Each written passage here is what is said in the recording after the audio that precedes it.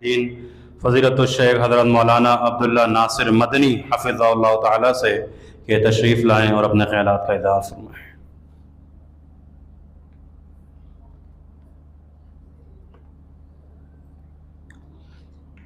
السلام علیکم ورحمۃ اللہ وبرکاتہ۔ الحمد للہ الواحد القہار والصلاة والسلام علی سید الابرار وعلی آلہ واصحابہ الاخیار ومن سار علی نہجہ واستنى بسنتہ واقتدى بہدیہ ما تعاقب اللیل والنہار لا حول ولا قوة الا باللہ۔ اما بعد فاعوذ باللہ السمیع العلیم من الشیطان الرجیم من ہمزہ ونفخہ ونفثہ ولا تہنوا ولا تحزنوا وانتم الاعلون ان کنتم مؤمنین۔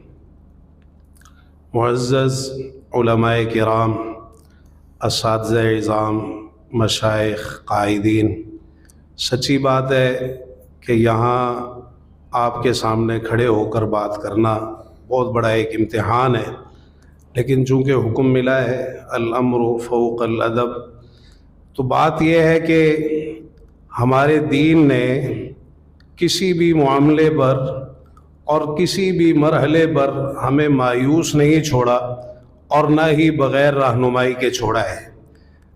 کرنے کے لیے ہمارے پاس بہت کچھ ہے، علماء کرام کی تو ذمہ داری ویسے ہی بہت زیادہ ہے۔ اللہ تعالیٰ نے ایک بہت بڑا میدان عطا فرمایا ہے۔ قرآن مجید کی یہ آیت کس قدر ہمیں تسلی دیتی ہے کہ ہمت نہ ہارو، حوصلہ نہ ہارو اور پریشان نہ ہو، غمزدہ نہ ہو، تم ہی سب سے بلند ہو اگر تم مومن ہو۔ اصل یہ ہے کہ ہم دین کے ساتھ، ایمان کے ساتھ، اسلام کے ساتھ، عقیدہ توحید کے ساتھ، قرآن کے ساتھ، حدیث کے ساتھ، پیارے پیغمبر جناب محمد رسول اللہ صلی اللہ علیہ وسلم کے ساتھ اپنے تعلق کو پختہ اور مضبوط کریں اور کروائیں۔ یہ کرنے کا چھوٹا کام نہیں ہے۔ عزیز بھائیوں، آج فلسطین کے اندر جو کچھ ہو رہا ہے، پوری دنیا کے مسلمانوں کے لیے یہ ذلت اور رسوائی نہیں ہے؟ یقیناً ہے۔ اتنے بے بس ہو گئے، اتنے کمزور ہو گئے، اتنے عاجز اور اتنے لاچار ہو گئے، اتنے مجبور ہو گئے کہ اپنے ان مظلوم بھائیوں کی مدد نہیں کر پا رہے۔ پیارے پیغمبر جناب محمد رسول اللہ صلی اللہ علیہ وسلم کا وہ فرمان وَجُعِلَ الذِّلَّةُ وَالصَّغَارُ عَلَى مَنْ خَالَفَ أَمْرِي، ذلت اور رسوائی اس شخص کا مقدر کر دی گئی جو میرے حکم کی مخالفت کرے گا۔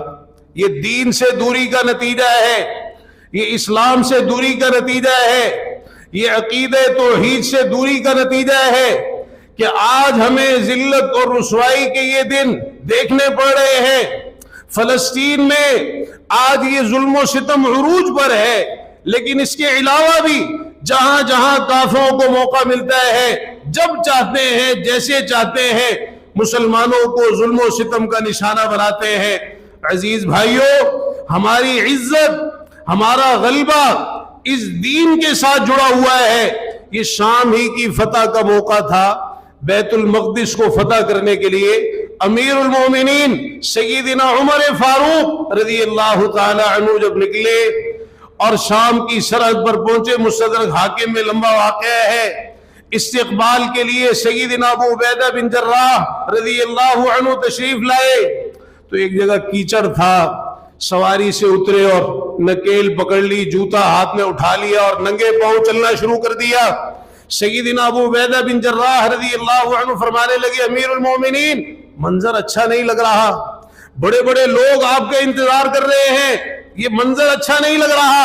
قربان جائے اس موقع پر سیدنا عمر فاروق رضی اللہ عنہ نے جو تاریخی جملے کہے، بڑا سبق ہے میرے اور آپ کے لیے۔ فرماتے اوہ لو یقل ذا غیرک ابا عبیدہ جعلتہ نکالا لامت محمد صلی اللہ علیہ وسلم انا كنا اذل قوم فاعزنا الله بالاسلام فاذا اردنا العزة بغیر ما اعزنا الله به اذلنا الله۔ افسوس ابو عبیدہ تمہارے سوا کوئی یہ بات کہتا نا، میں اسے امت محمدیہ علی صاحب الصلاۃ والسلام کے لیے نشان عبرت بنا دیتا۔ ہم تو بڑے ذلیل ترین لوگ تھے، معاشرے میں ہماری کوئی حیثیت، کوئی قدر و قیمت، کوئی اوقات نہیں تھی۔ اللہ نے ہمیں اسلام کے ذریعے سے عزت دی ہے۔ اگر اسلام کو چھوڑ کر کسی اور چیز کے ذریعے عزت تلاش کریں گے، اللہ تعالی ہمیں ذلیل و رسوا کر دے گا۔ آج مسلمانوں کا اصل مسئلہ یہ ہے، حافظ ابن قیم رحمہ اللہ نے ایک واقعہ نقل کیا، قبرص کی فتح کے موقع پر سیدنا ابو درداء رضی اللہ عنہ ایک جگہ بیٹھے رو رہے تھے۔ جبیر بن نفیر رحمہ اللہ فرمانے لگے، کہتے ہیں کہ یا ابو الدرداء ما یبکیک فی یوم اعز اللہ فیہ الاسلام واہلہ۔ ابو درداء، آج تو اللہ نے اسلام اور مسلمانوں کو عزت دی ہے، آج کس چیز نے آپ کو رلا دیا؟ کہنے لگے رونا اس بات پر آ رہا ہے، ما اہون الخلق علی اللہ اذا اضاعوا امرا۔ دیکھو جب لوگ اللہ کے حکم کو ضائع کرتے ہیں تو اللہ کی نظر میں کس قدر بے حیثیت ہو جاتے ہیں، کس قدر حقیر اور بے وقعت ہو جاتے ہیں۔ بینما ہی امت قاہرۃ ظاہرۃ لہم الملک فصاروا الی ما تری۔ دیکھو بڑی بادشاہت تھی ان کے پاس، بڑی حکومت تھی ان کے پاس، اقتدار تھا، لیکن اللہ کے حکموں کو پامال کیا تو آج ان کا حشر دیکھ لو کیا ہو رہا ہے۔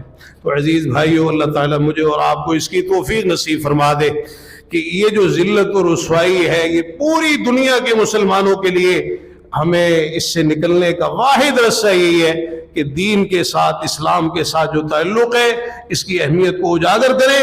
اصل چیز اللہ کی مدد ہے، انصرکم اللہ فلا غالب لکم، اور اللہ کی مدد اسی چیز سے جڑی ہوئی ہے، ان تنصروا اللہ ینصرکم ویثبت اقدامکم ولینصرن اللہ من ینصرہ۔ وآخر دعوانا الحمد للہ رب العالمین۔